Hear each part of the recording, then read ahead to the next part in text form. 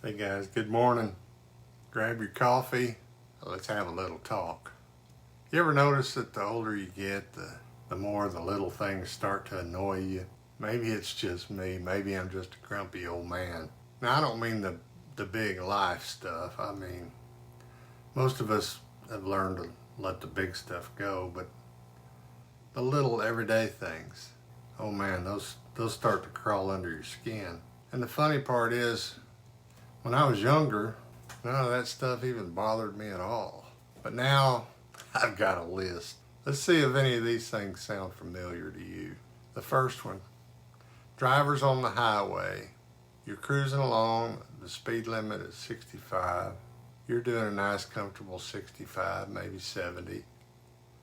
At least the speed limit, and slow enough not to get a speeding ticket. Lord knows what that would do to my insurance cost. Some guy comes flying up behind you like he's trying to qualify for NASCAR. You'd swear he's going to rear end you. He changes lanes at the last second, stomps on the gas. For the younger folks, that means he accelerated his vehicle.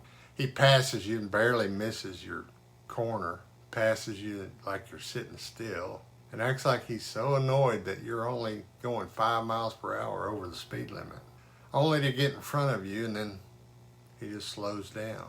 Now you're stuck behind the same guy that just risked everybody's life to get 1 car length ahead.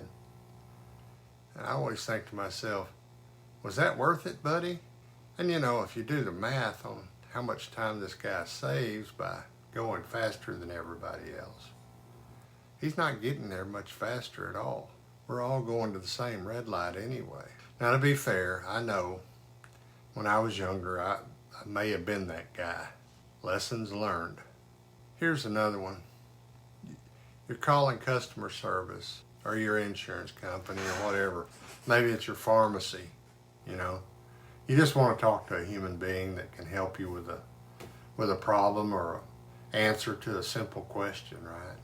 You dial the number, you fight through the automated menu, press 1 for this, press 2 for that, press 3 if you're completely frustrated already. Finally, you get a human and they say, please hold. Now, sometimes you can't even understand the broken English of the person on the phone. Anyway, so they put you on hold and then the music starts. Now, I'm not talking about good music. No, it's that crappy, weird, scratchy elevator music that sounds like it was recorded in 1977 on a cheap cassette tape recorder. And every 30 seconds a voice comes on and says, your call is very important to us. Well, if I'm really that important, pick up the damn phone. Another thing that bothers me is people that talk on their speakerphone in public. Seems to happen more these days. People having a phone conversation on their speakerphone in public. You're sitting in a waiting room, or worse, maybe at a restaurant, and somebody 2 tables over is broadcasting their entire life story to the room. Yeah, the doctor said my cholesterol is high.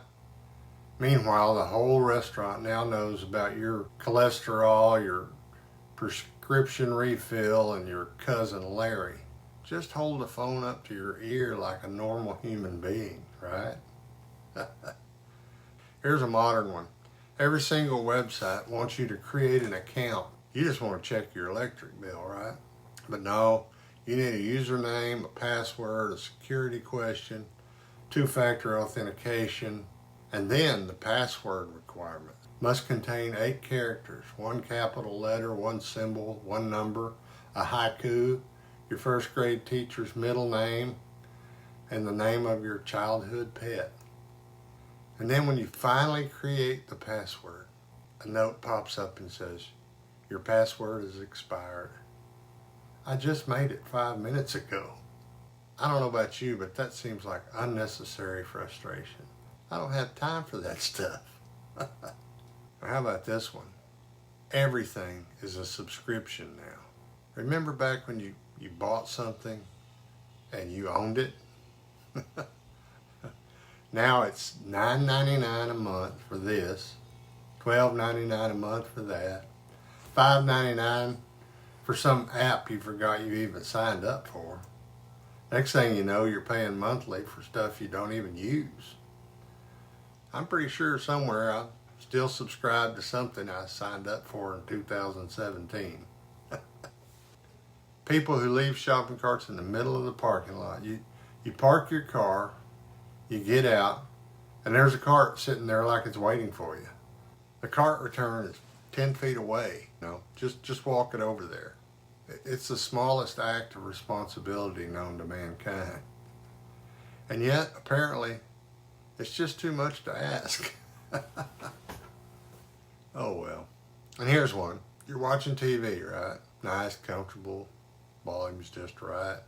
Then a commercial comes on, and suddenly it sounds like the speakers are trying to blow the windows out of your house. Why does the commercial need to be 20 times louder than the show? I swear they do that on purpose. Some advertising executive probably said, if we wake them up, they'll hear the commercial.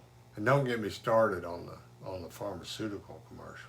Every drug they're pushing has a 3-syllable name. You pay attention next time you see one of these commercials on TV. They don't really tell you what the drug is for.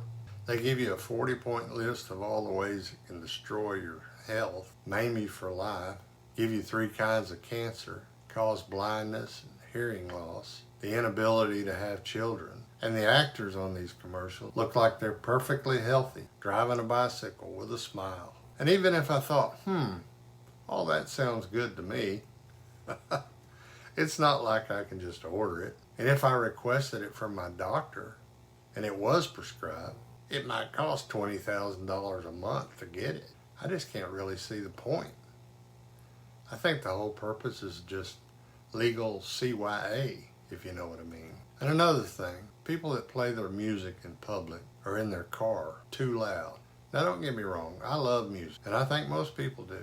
But you have your genre or two that you like, and I have mine. And even then, you don't care for every song in that genre. So why on earth should we all be forced to listen to some random song or series of sounds that we can neither turn down or off? To me, that is just the epitome of rudeness, and I'll just leave it at that.